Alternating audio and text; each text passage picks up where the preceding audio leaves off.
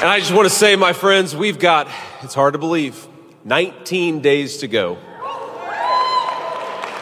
19 days to work, 19 days to knock on doors, 19 days to make phone calls, 19 days to get our friends to the polls to vote, and 19 days until we get to say to Kamala Harris and her broken leadership, you are fired. Go back to San Francisco where you belong.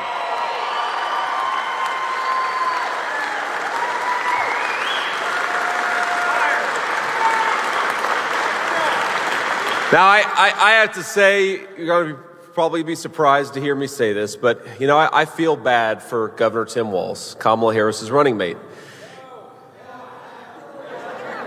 And here's why. Tim Walz has to defend the indefensible, which is Kamala Harris's failed record of leadership over the last 3.5 years. Think about this. When I agreed to be Donald Trump's running mate, when he called me and offered me the job that would change my life and change the life of my family, think about it.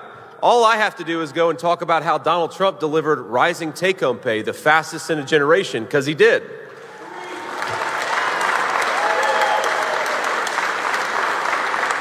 I've got to go out there and talk about how Donald Trump delivered rising wages for workers and inflation that was the lowest in 40 years in the United States of America. He did that too. And of course, I get to go out there and say that levels of illegal immigration were lower. Donald Trump had secured the border in a big way for the American people, because that's true too.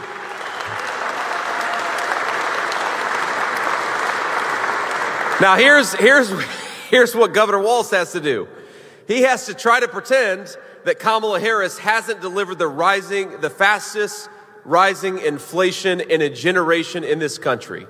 The state of Pennsylvania is paying $1,000 more a month to afford what y'all could have afforded just 3.5 years ago when Donald Trump was president. Tim Walz has to pretend that Kamala Harris didn't open the southern border, and of course we know that she did. She came into office bragging about it, and then she did that exact thing. And Tim Walz has to go out there pretending that Kamala Harris, the person who delivered chaos around the world, is going to somehow bring peace to a globe that has gotten more intense with war because of her leadership. That's a pretty hard job, my friends. But I think that we all, Tim, don't worry. Because in 19 short days, we're going to end that job, because the American people are not buying your crap, and they're not buying Kamala Harris's crap. We remember.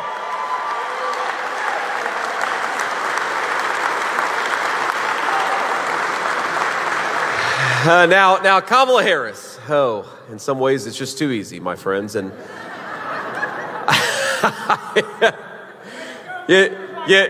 You talk about Donald Trump's record of achievement, and fundamentally you're talking about a great period of peace and prosperity for the American people. You talk about Kamala Harris and what she said, and man, we could be here all day. Think about it. Yesterday, she had an interview with Bret Baier. Did you all see that interview with Bret Baier? Wow. Wow.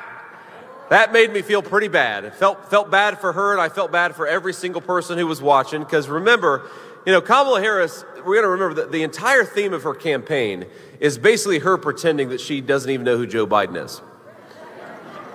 Don't pay attention to that high inflation. Don't pay attention to that wide open southern border, because Kamala Harris will tell you it's not her fault. She's never even seen Joe Biden. That's what she'll go out there and tell people. She'll stand up in front of crowds without a hint of shamelessness and say, on day one, we're going to fix the inflation crisis affecting American families. On day one, we're going to lower the price of groceries. On day one, we are going to secure that southern border. And anybody with a lick of common sense is saying, Kamala, day one was 1,400 days ago. What the hell have you been doing that whole time? Go do your job.